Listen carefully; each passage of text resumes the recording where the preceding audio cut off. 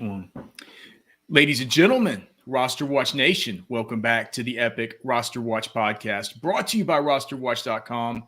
My name is Alex Dunlap. Joining me today is the Trashman, as we are in the week heading into the Senior Bowl, and super excited to be getting the guest podcasts back up. So if you've been missing us here on the podcast feed, we'll have Trashman and I on here, but we're also getting the guest podcast back going. Some special guests this week. Of course, we'll have podcasts next week from live in Mobile, Alabama, where Trashman will be joining me this year. Trashman, what the hell's going on, brother? Not too much. Just, still waiting for my heart rate to go down after this weekend. Can you believe it? What was your favorite thing about the whole weekend? Was it the Chiefs game? The last minute and it was 25 points in like a minute and 45 it felt seconds. Like it was like 35 seconds. I couldn't believe it, dude. It's so crazy, man. Yeah. But dude, all the games were great. They were all really good. But those, Mahomes and Allen are just on another level. Yeah, they picked the right one to run last. But that should have been the AFC Championship, though. Yeah, that's the thing I was gonna say. Is like the bad news is like that should have been the Super Bowl. Yeah. The bad news is we have absolutely peaked. So so we have a bunch of stuff to go over today. We are going to talk about a few prospects. I think by the time we'll be at the Senior Bowl, we'll have write-ups done of all the wide receivers that are going to be there. An interesting group this year as you kind of look at them in totality. I don't know if it's going to be as kind of star-studded a group coming in, but I got a feeling, man, that a couple of these guys, I'm not sure which ones it's going to be, but a couple of these guys are going to pop off and they're going to have good weeks. We talked last week about Jahan Dotson. It feels like he's coming in with the most steam, and he just has that real ready-built skill set to be able to really win in these one-on-ones and stuff. And I think that we're gonna see him have a big week. But out of these other guys, dude, I think it's really hard. Everybody's whose tape I've watched has been good. Yeah, well, and it's almost just like a pick your horse kind of like. Do you want the guys that separate with the quicks? Do you want guys that separate with the physicality? Do you want guys that separate with just pure long speed? Do you want the guys who are the crafty route runners? It's like, do you want the guys who separate just because of the length? Like it's almost like you have every single type. And dude, this could be hard on these DBs because like one rep you're going to be going up against like Calvin Austin III, who is looks like your little cousin or something like that. He's like 160 pounds. He's smaller than me, but just fast, right? Fast, and get cut on a dime. The next route you'll be going up against one of these other, like the Jalen Tolbert kid who we'll talk about here. We'll talk about him. We'll talk about Bayless Jones Jr. from Tennessee, who Trashman has a profile going up regarding.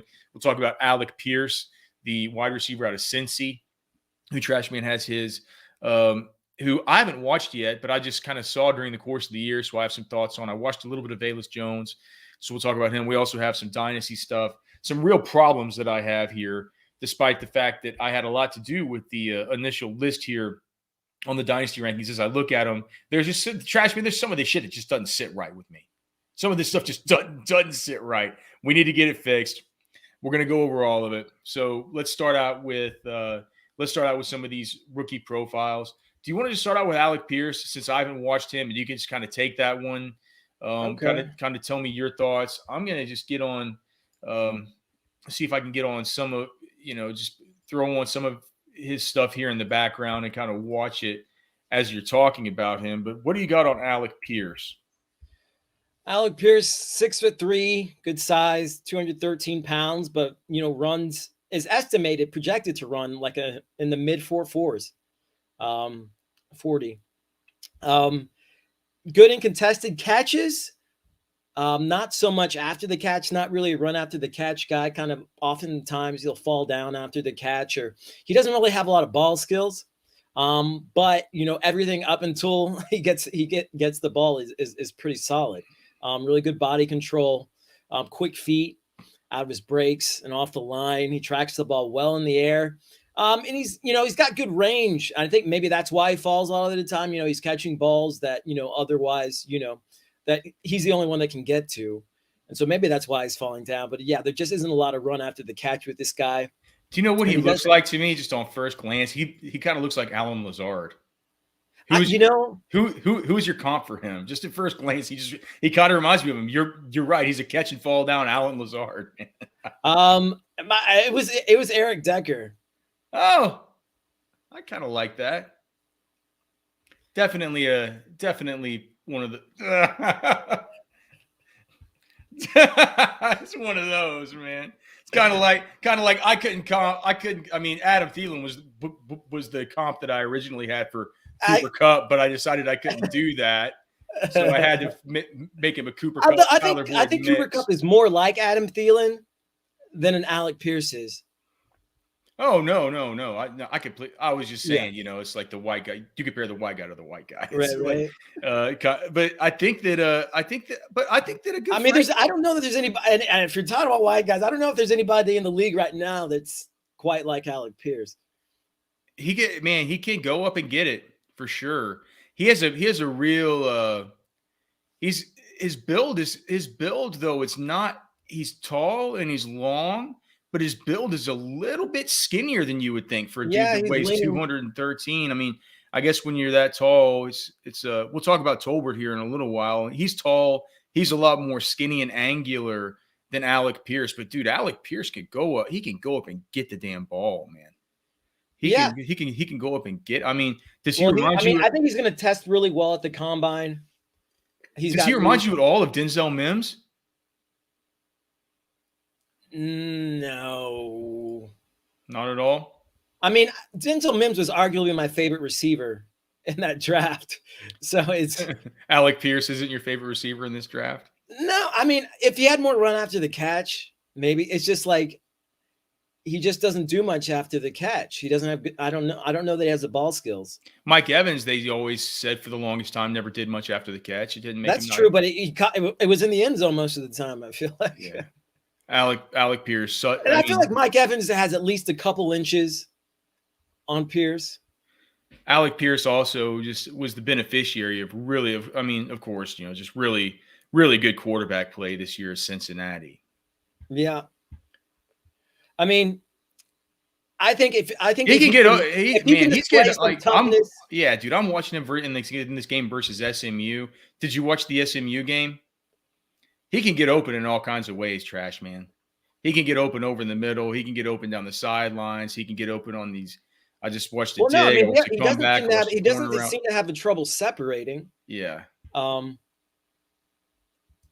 me, it was the downside was his kind of mediocre ball skills when he gets the ball in his hands. I don't know. I don't think his ball skills are mediocre. We need to edit that to make it say like it's mediocre, like. After catch, you know what I mean? I think the ball I made a distinction. Yeah. In the article. Yeah, but I think his ball skills are actually. I consider it ball skills, hands, and ability to frame the football. Well, he makes some concentration drops too. Not versus SMU. I have to watch it. I have to watch a lot more of these games, Trash Man. I've watched all the like what so far about four. I've watched about 3 minutes and 12 seconds of them. So I know you've done a lot more work, but I mean that's my initial off the cuff, dude. He kind of reminds me a little bit of Lazard, except he looks faster. Yeah, Allen Lazard, I didn't think was a speed guy. He wasn't like he's a little more lumbering, I think. But yeah, and. Alec Pierce, yeah, dude. Do you think he's going to weigh in? I think that he's probably going to weigh in at less than 210 pounds. I mean, I could see that. But I mean, I think he's got the build to be able to put on more weight. He's pretty rocked. I mean, he's pretty rocked up considering how kind of slender he is. I mean, he's like you can see his musculature. Yeah, for sure. I can't. I guess I can't share the screen right now. It'll probably give us a YouTube violation, but it's a pretty good. So 2021, 50 receptions for 867 yards, average 17.3 yard average. I mean, he was their deep threat. Dude, I mean, yeah. Well, he's like we said, a big downfield guy, and within the context of the Cincinnati offense, we have. Let me just see. So we have the staff. Let me just pull up our staff rankings and just see what we have here as far as his numbers from this year. So he had 20% of the team's receptions, 26% of the team's receiving yards, and 24% of the team's receiving touchdowns. That's good, man. It's good. I mean, it's not the best. Well, it's certainly Cincinnati not up there. Was a really good team this season. Yeah, it's certainly not up there with some of these other guys like certainly Jalen Tolbert, who we'll talk about here in a second. Just a much more productive guy on his team, but he played in the Sun Belt, right? Well, so, like I said, you're seeing in that SMU game, I guess, him being used more, all over field, but he was mainly a deep threat kind of specialist there for him, I think. Yeah, and I think maybe that's why he didn't get the kind of production of a Tolbert, maybe. What, man, watching his highlights makes you really like Desmond Ridder. He's like, that's a good quarterback. Yeah, he can place it really well. I can't wait to watch him this week at the Senior Bowl. And that's another thing. It's like we'll always keep that in mind whenever a guy comes in with his quarterback. Those guys usually, I mean, it really means a lot to these guys to have their quarterback there throwing them the football at the practices because they have their timing down. This isn't some new dude, you feel real comfortable with them. Let me talk about Jalen Tolbert. He'll be real comfortable there because he'll be in his home stadium at the Hancock Whitney Stadium. Trashman, you've never been to the new Senior Bowl Stadium yet, but no. I've been last year was the first year that they had practices there, but they started doing the Thursday practice. This will be my 12th straight year at the Senior Bowl. They started doing the Thursday end zone practices at Hancock Whitney at the indoor sort of indoor outdoor practice, like a kind of a practice pavilion that's off from the stadium.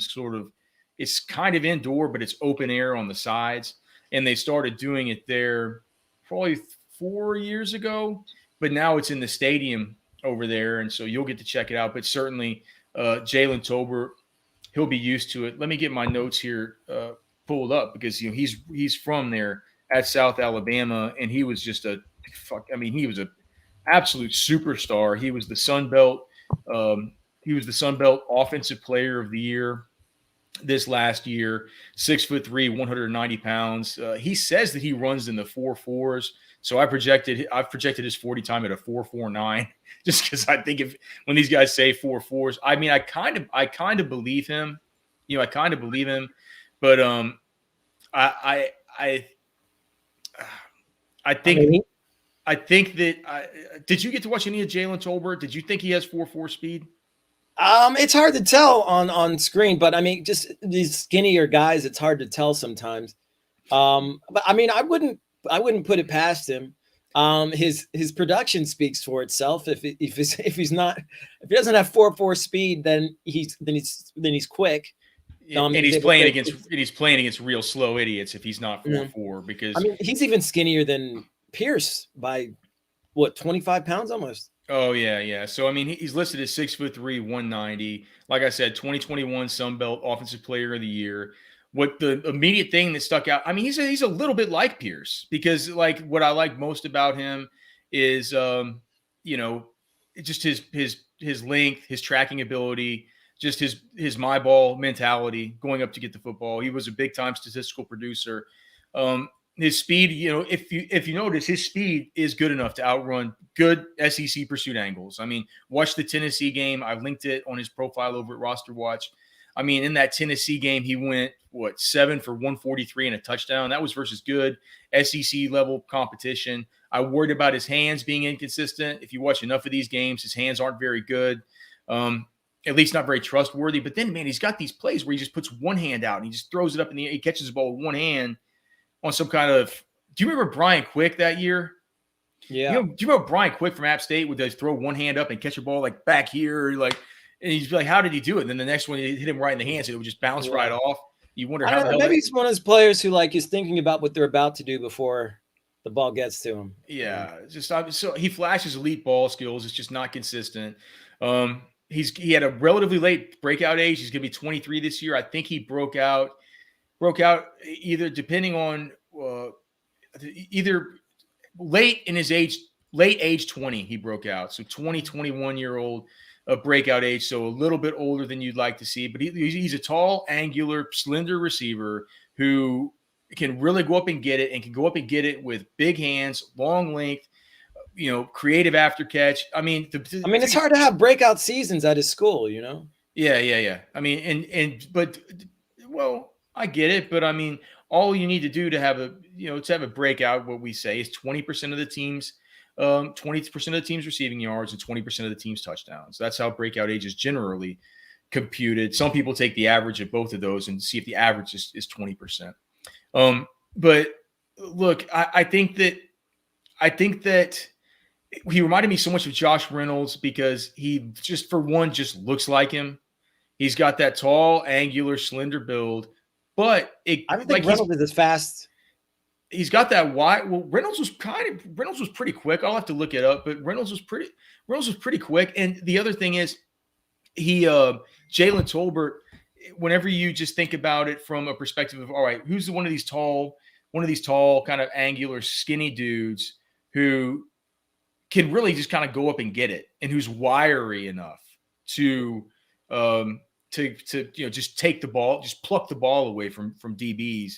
And Tolbert can do it. I think he's going to be hard to face in these one-on-ones. I think he's going to come out of the Senior Bowl looking. I think he's going to come out of the Senior Bowl looking good. It feels like the kind of event to me that you can see Jalen Tolbert coming out of, and maybe us talking about him at Dynasty, before we even know his landing spots. Somebody, when you start getting into the third round, some of these one quarterback rookie drafts, that's just going to be hard. I feel like with all these wide receivers being pretty good, a lot of it's going to come down to where they land.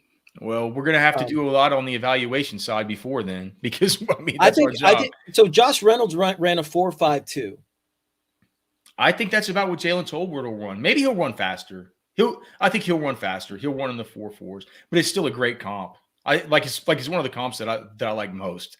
I love Josh Reynolds. Yeah, that year. And he just looks like Reynolds. Yeah, body wise, he looks like him. He plays like him. He reminds me of Reynolds, and Reynolds is a guy who probably hasn't lived up to what we could think. But I think that Jalen Tolbert. I think that with a good week at the Senior Bowl, and if he runs in the 4.4s, he'll be in day 2 consideration. He's a mega producer. It's obviously the Senior Bowl has been after him the whole time. He's right there in Mobile. Jim Nagy's going to talk him up to all these guys. So that is Jalen Tolbert. We'll have everything updated. Who's going to listen to Jim Nagy though? That's the question. What? Said who's going to listen to Jim Nagy though? A lot of these scouts like to listen to old Nagy. We'll see though, man. We'll definitely see. I think more people listen to Jim Nagy than listen to Matt Nagy. Yeah. All right. So what about Velus Jones from Tennessee? Velus Jones, aside from his singular name, kind of rocked up like a bit like a running back, even with the ball in his hands. 6 foot, 200 pounds, might be one of the faster receivers in the draft. Is projected to run like a 4.35 40, which is wild to me, right? Why? Here, I'm gonna show because it's just like here. I'm gonna share on my screen here this video. This from Bayless Jones' actual YouTube. This is him working out with shout out to Velus Jones Jr. on YouTube. You can check out all of his vlogs over there. This is just a video of him working out with a couple of our favorite others, man. Amari Rodgers, who I guess Amari Rodgers was there working out at Tennessee because Amari Rodgers' dad is T. Higgins, not T. Higgins, T. Martin, and then also with Josh Palmer. So you can see Velus Jones here. Talk about a rocked up guy. He's a rocked up dude. Look at Amari Rodgers, man. You really you realize, man, how much I really want him to how much you really want him to be a thing. You look at him go through the ropes versus a dude like Josh Palmer, and you realize, Right. gee whiz, man. And look at those thighs on him. Look at Velus. Velus looks like a running back, dude. Yeah. He looks like a running back for sure. Talk us through your scouting report on him. He's got great open field vision.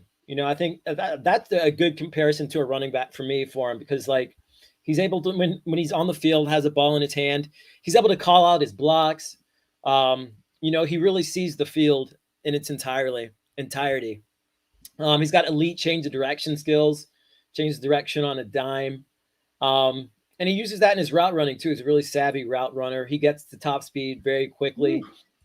In addition to being really fast, he tracks ball in the well, and he's a balanced blocker, which you like to see, on a guy, who's maybe kind of more mid-sized receiver. I like Bayless Jones. Yeah, he looks good. Maybe some questions we have for him. He lets balls into his chest more often than I'd like to see. He's not great catching through contact, at least from what I've seen. And he's a savvy route runner, but he ran a limited route tree. And I think that was largely because he's kind of Did he transfer in? Yeah.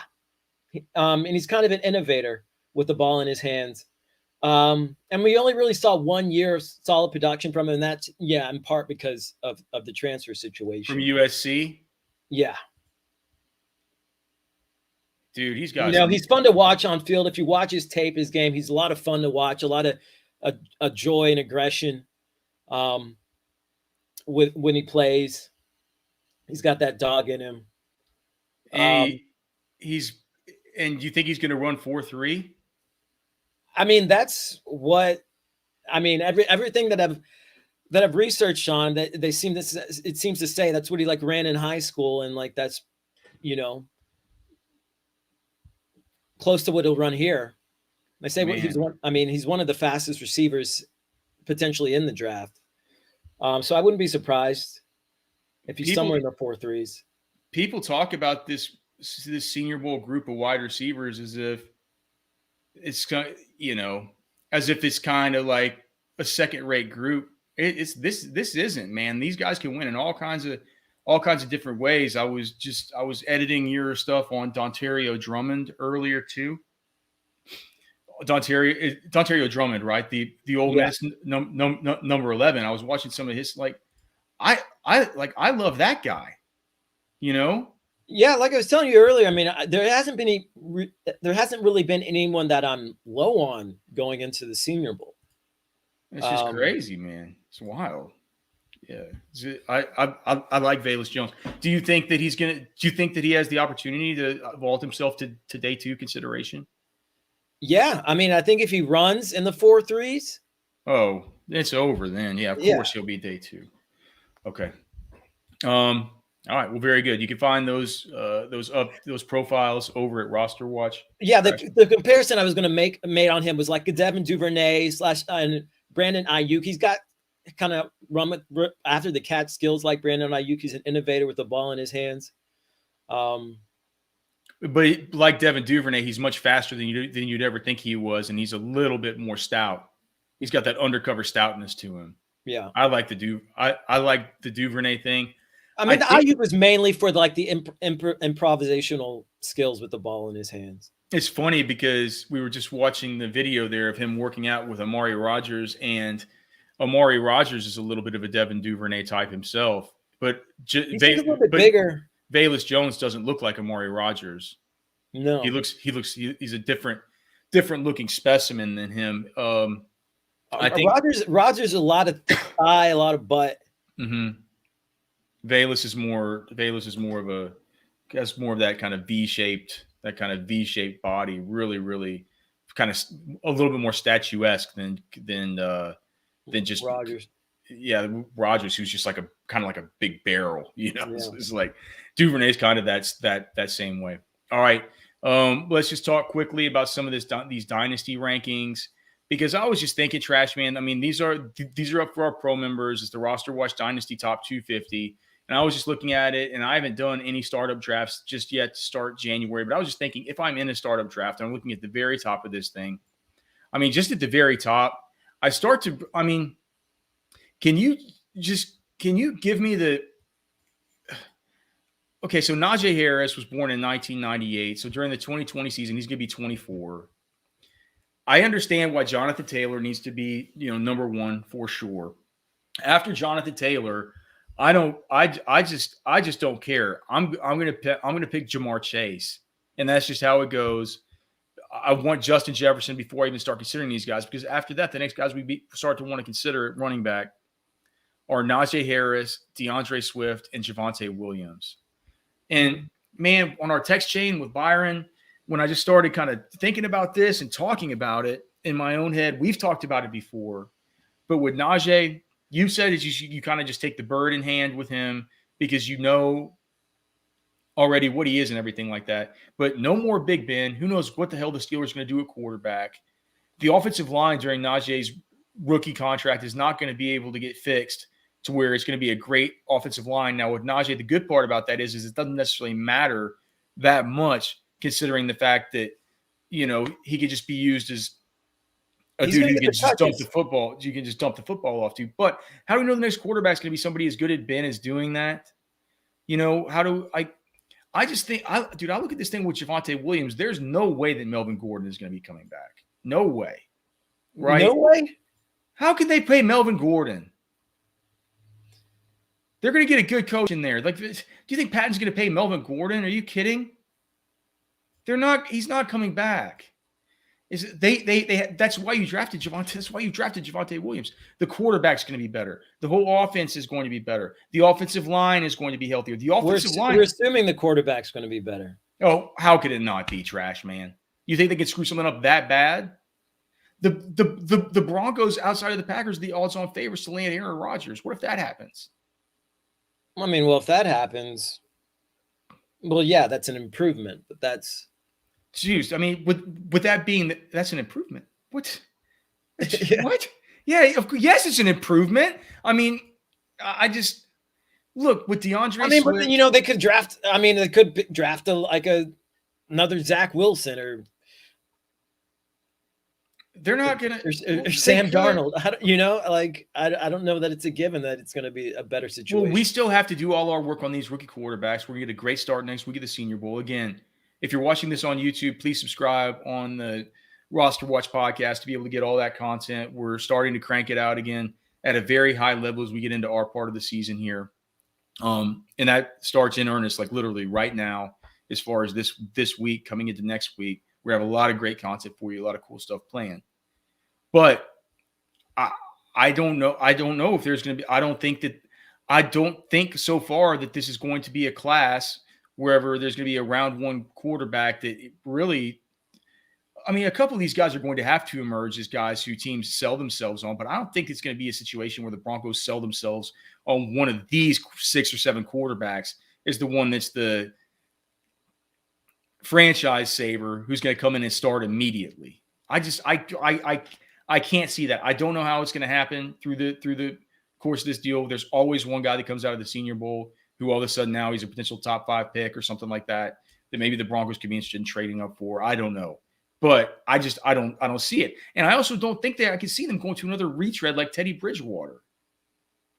Maybe they're getting the Russell Wilson sweepstakes. Well, they could. Or, even if they – I don't know. I truly – like, wouldn't even like Andy Dalton or something be better? I don't know. Well, think about it. Wouldn't he? Not be better than a Teddy Bridgewater, Drew Lock? Not necessarily. What about Mitch Trubisky after a year with Brian Daboll backing up Josh Allen and kind of learning under him? I mean, once bitten, twice shy for me with him. I'm not excited about either of those guys. If those are the guys you're putting in, I'm not Trubisky. Trubisky, you're 4 or 5 times bitten, aren't you? It doesn't make me excited. I'm not like champing at the bit to get any of those wide receivers based on those. Okay. Look, the offense can't get worse. So in thinking about that, we need to be higher on Javonte Williams. We need to be higher on Jerry Jeudy. We need to be higher on Courtland Sutton. We need to be higher on Noah Fant. We need to be higher on everybody in the Broncos offense. They're going to be better. And Javonte Williams is 22. You look at what he's able to do this year. You take the Melvin Gordon touches and you give them to Javonte Williams. You give him 80% of them. He would project for more volume than basically anybody in the league, even if you were projecting Christian McCaffrey all the way back at age 26. I think that Javonte, I mean, I know it's kind of going out on a limb, but if I'm sitting here in my dynasty league, I'm looking at Javonte Williams is going to be 22 years old. And if I got to pull the trigger on him, I'm like, do I want Najee Harris in this Ben Roethlisberger-less offense? Do I want DeAndre Swift, who no matter what, it doesn't seem like any Lions coach is committed to giving the football to as a workhorse back? I mean, maybe with DeAndre Swift, you like it because of the receiving floor that he brings. Dynasty leagues are all PPR. You feel a little bit safer. But can I just go through? I mean, do you really like these rankings like they are, having Najee, then DeAndre Swift, and then Javonte Williams is running back 2 through 4? Because I think if you put a gun to my head and I'm picking at 4 in one of these drafts, I think I'm picking Javonte Williams. I think these things will reveal themselves throughout the course of the offseason.